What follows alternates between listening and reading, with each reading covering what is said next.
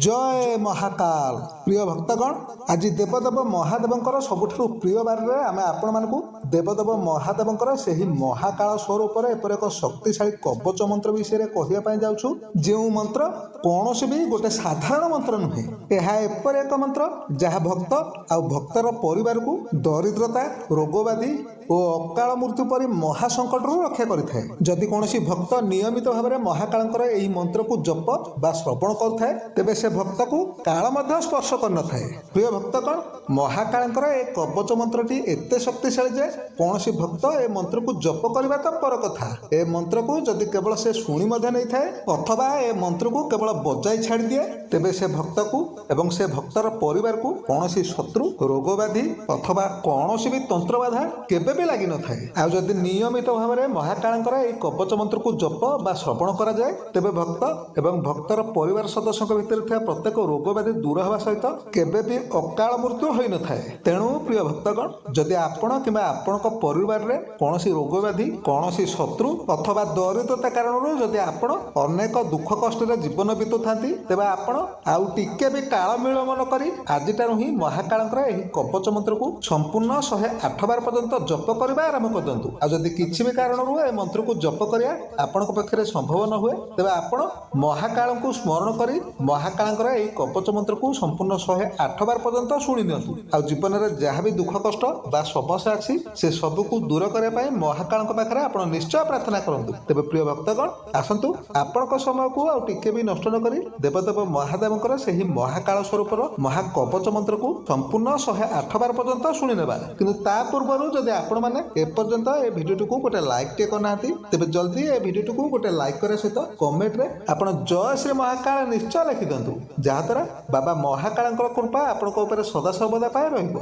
तेज प्रिय भक्तगण महाकाल यही शक्तिशाली कवच मंत्रटी होची ओम ऐं क्लीं नमः भगवते महाकालाय सिद्धि प्रदाय ह्रीं ब्लं ओम फट् ओम त्र्यंबकं महाकालेश्वराय नमः ओम महाकालाय सर्वसिद्धि प्रदायकाय रोग दुख नाशकाय नमः शिवाय ओम ऐं क्लीं नमः भगवते महाकालाय सिद्धि प्रदाय ह्रीं ब्लं ओम फट् ओम त्र्यंबकं महाकालेश्वराय नमः ओम महाकालाय सर्वसिद्धि प्रदायकाय रोग दुख नाशकाय नमः शिवाय ओम ऐं क्लीं नमः भगवते महाकालाय सिद्धि प्रदाय ह्रीं ब्लं ओम फट् ओम त्र्यंबकं महाकालेश्वराय नमः ओम महाकालाय सर्वसिद्धि प्रदायकाय रोग दुख नाशकाय नमः शिवाय ओम ऐं क्लीं नमः भगवते महाकालाय सिद्धि प्रदाय ह्रीं ब्लं ओम फट् ओम त्र्यंबकं महाकालेश्वराय नमः ओम महाकालाय सर्वसिद्धि प्रदायकाय रोग दुख नाशकाय नमः शिवाय ओम ऐं क्लीं नमः भगवते महाकालाय सिद्धि प्रदाय ह्रीं ब्लं ओम फट् ओम त्र्यंबकं महाकालेश्वराय नमः ओम महाकालाय सर्वसिद्धि प्रदायकाय रोग दुख नाशकाय नमः शिवाय ओम ऐं क्लीं नमः भगवते महाकालाय सिद्धि प्रदाय ह्रीं ब्लं ओम फट् ओम त्र्यंबकं महाकालेश्वराय नमः ओम महाकालाय सर्वसिद्धि प्रदायकाय रोग दुख नाशकाय नमः शिवाय। ओम ऐं क्लीं नमः भगवते महाकालाय सिद्धिप्रदाय ह्रीं ग्लौं ओम फट् फट्। ओम त्र्यंबकं महाकालेश्वराय नमः। ओम महाकालाय सर्वसिद्धिप्रदायकाय रोग दुख नाशकाय नमः शिवाय। ओम ऐं क्लीं नमः भगवते महाकालाय सिद्धिप्रदाय ह्रीं ग्लौं ओम फट् फट्। ओम त्र्यंबकं महाकालेश्वराय नमः। ओम महाकालाय सर्वसिद्धिप्रदायकाय रोग दुख नाशकाय नमः शिवाय। ओम ऐं क्लीं नमः भगवते महाकालाय सिद्धिप्रदाय ह्रीं ग्लौं ओम फट् फट्। ओम त्र्यंबकं महाकालेश्वराय नमः। ओम महाकालाय सर्वसिद्धिप्रदायकाय रोग दुख नाशकाय नमः शिवाय। ओम ऐं क्लीं नमः भगवते महाकालाय सिद्धिप्रदाय ह्रीं ग्लौं ओम फट् फट्। ओम त्र्यंबकं महाकालेश्वराय नमः। ओम महाकालाय सर्वसिद्धिप्रदायकाय रोग दुख नाशकाय नमः शिवाय। ओम ऐं क्लीं नमः भगवते महाकालाय सिद्धिप्रदाय ह्रीं ग्लौं ओम फट् फट्। ओम त्र्यंबकं महाकालेश्वराय नमः। ओम महाकालाय सर्वसिद्धिप्रदायकाय रोग दुख नाशकाय नमः शिवाय। ओम ऐं क्लीं नमः भगवते महाकालाय सिद्धिप्रदाय ह्रीं ग्लौं ओम फट् फट्। ओम त्र्यंबकं महाकालेश्वराय नमः। ओम महाकालाय सर्वसिद्धिप्रदायकाय रोग दुख नाशकाय नमः शिवाय। ओम ऐं क्लीं नमः भगवते महाकालाय सिद्धिप्रदाय ह्रीं ग्लौं ओम फट् फट्। ओम त्र्यंबकं महाकालेश्वराय नमः। ओम महाकालाय सर्वसिद्धिप्रदायकाय रोग दुख नाशकाय नमः शिवाय। ओम ऐं क्लीं नमः भगवते महाकालाय सिद्धिप्रदाय ह्रीं ग्लौं ओम फट् फट्। ओम त्र्यंबकं महाकालेश्वराय नमः। ओम महाकालाय सर्वसिद्धिप्रदायकाय रोग दुख नाशकाय नमः शिवाय। ओम ऐं क्लीं नमः भगवते महाकालाय सिद्धिप्रदाय ह्रीं ग्लौं ओम फट् फट्। ओम त्र्यंबकं महाकालेश्वराय नमः। ओम महाकालाय सर्वसिद्धिप्रदायकाय रोग दुख नाशकाय नमः शिवाय। ओम ऐं क्लीं नमः भगवते महाकालाय सिद्धिप्रदाय ह्रीं ग्लौं ओम फट् फट्। ओम त्र्यंबकं महाकालेश्वराय नमः। ओम महाकालाय सर्वसिद्धिप्रदायकाय रोग दुख नाशकाय नमः शिवाय। ओम ऐं क्लीं नमः भगवते महाकालाय सिद्धिप्रदाय ह्रीं ग्लौं ओम फट् फट्। ओम त्र्यंबकं महाकालेश्वराय नमः। ॐ महाकालाय सर्वसिद्धिप्रदायकाय रोगदुःखनाशकाय नमः शिवाय। ॐ ऐं क्लीं नमः भगवते महाकालाय सिद्धिप्रदाय ह्रीं ग्लौं ॐ फट् ॐ त्र्यम्बकं महाकालेश्वराय नमः। ॐ महाकालाय सर्वसिद्धिप्रदायकाय रोगदुःखनाशकाय नमः शिवाय। ॐ ऐं क्लीं नमः भगवते महाकालाय सिद्धिप्रदाय ह्रीं ग्लौं ॐ फट् ॐ त्र्यम्बकं महाकालेश्वराय नमः। ॐ महाकालाय सर्वसिद्धिप्रदायकाय रोगदुःखनाशकाय नमः शिवाय।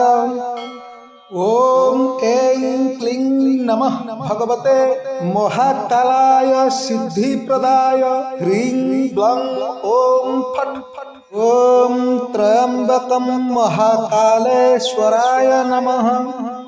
ॐ महाकालाय सर्वसिद्धिप्रदायकाय रोगदुःखनाशकाय नमः शिवाय।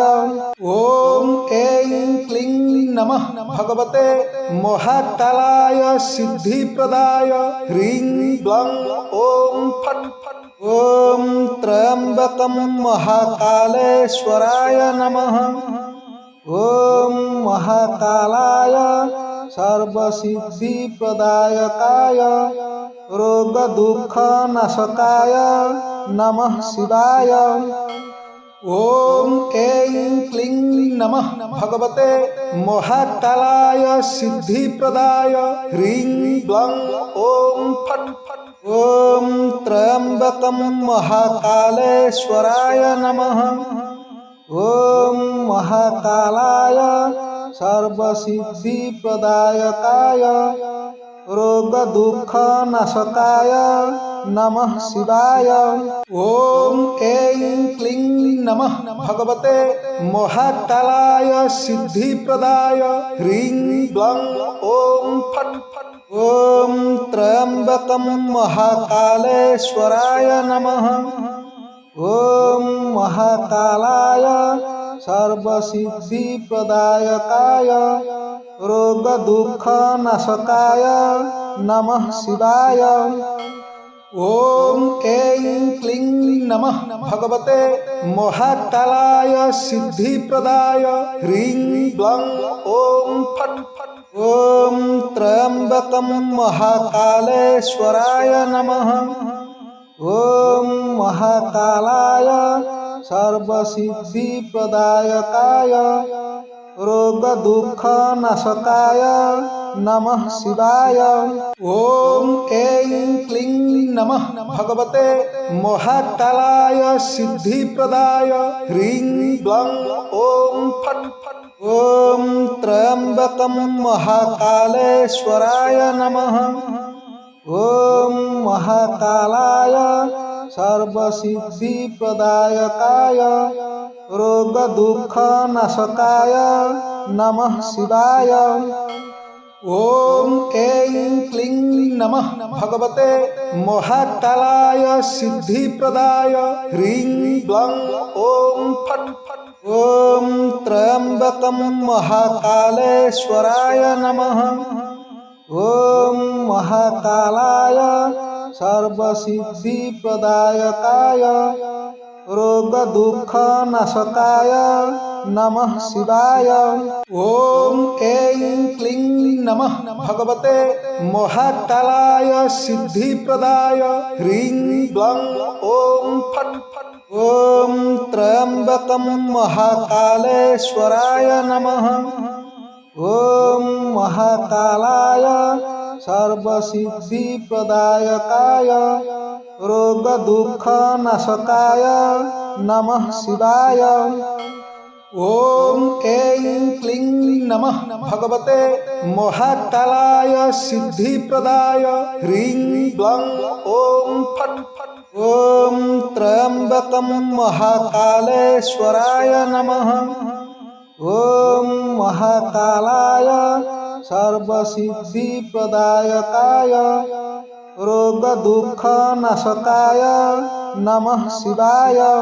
ॐ ऐं क्लीं नमः भगवते महाकालाय सिद्धिप्रदाय ह्रीं ब्लं ॐ फट् ॐ त्र्यम्बकं महाकालेश्वराय नमः।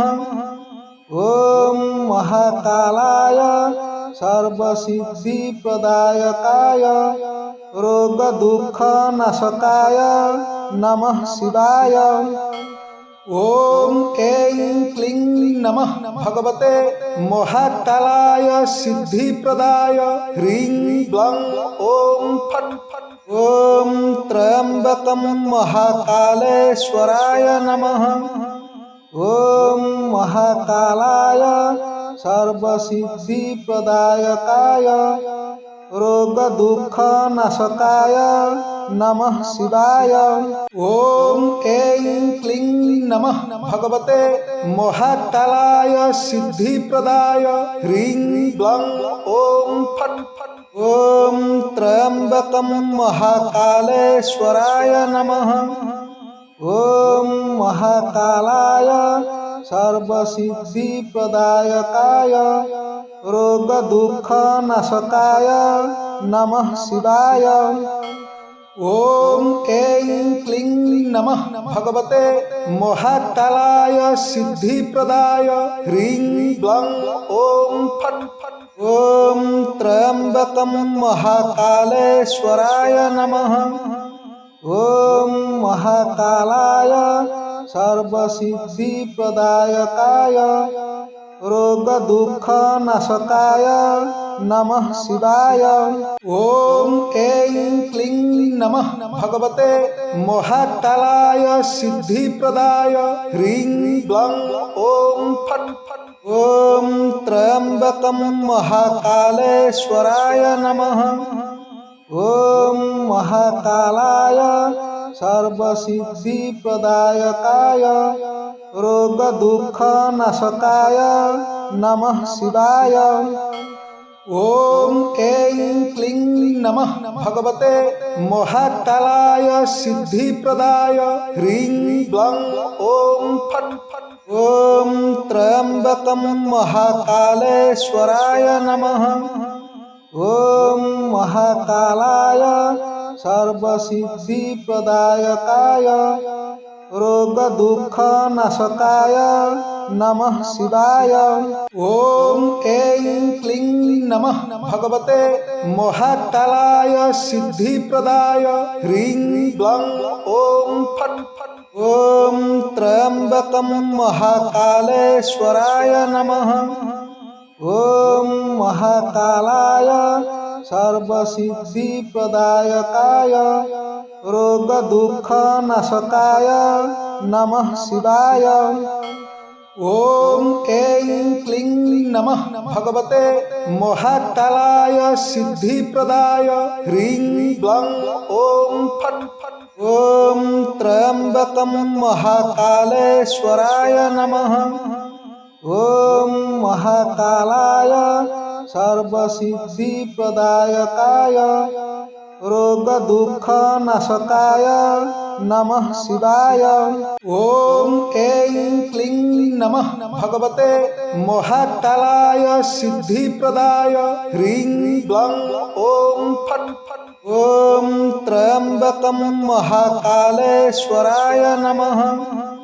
ॐ महाकालाय सर्वसिद्धिप्रदायकाय रोगदुःखनाशकाय नमः शिवाय। ॐ ऐं क्लीं नमः भगवते महाकालाय सिद्धिप्रदाय ह्रीं ब्लं ॐ फट् ॐ त्र्यम्बकं महाकालेश्वराय नमः। ॐ महाकालाय सर्वसिद्धिप्रदायकाय रोगदुःखनाशकाय नमः शिवाय। ॐ ऐं क्लीं नमः भगवते महाकालाय सिद्धिप्रदाय ह्रीं ब्लं ॐ फट् फट्। ॐ त्र्यम्बकं महाकालेश्वराय नमः। ॐ महाकालाय सर्वसिद्धिप्रदायकाय रोगदुःखनाशकाय नमः शिवाय। ॐ ऐं क्लीं नमः भगवते महाकालाय सिद्धिप्रदाय ह्रीं ब्लं ॐ फट् फट्।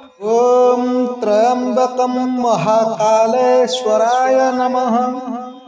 ॐ महाकालाय सर्वसिद्धिप्रदायकाय रोगदुःखनाशकाय नमः शिवाय। ॐ ऐं क्लीं नमः भगवते महाकालाय सिद्धिप्रदाय ह्रीं ब्लं ॐ फट् फट्। ॐ त्र्यम्बकं महाकालेश्वराय नमः। ॐ महाकालाय सर्वसिद्धिप्रदायकाय रोगदुःखनाशकाय नमः शिवाय।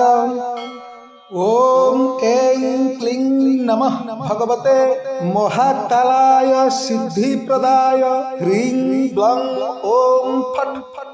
ॐ त्र्यम्बकं महाकालेश्वराय नमः। ॐ महाकालाय सर्वसिद्धिप्रदायकाय रोगदुःखनाशकाय नमः शिवाय। ॐ ऐं क्लीं नमः भगवते महाकालाय सिद्धिप्रदाय ह्रीं ब्लं ॐ फट् फट्।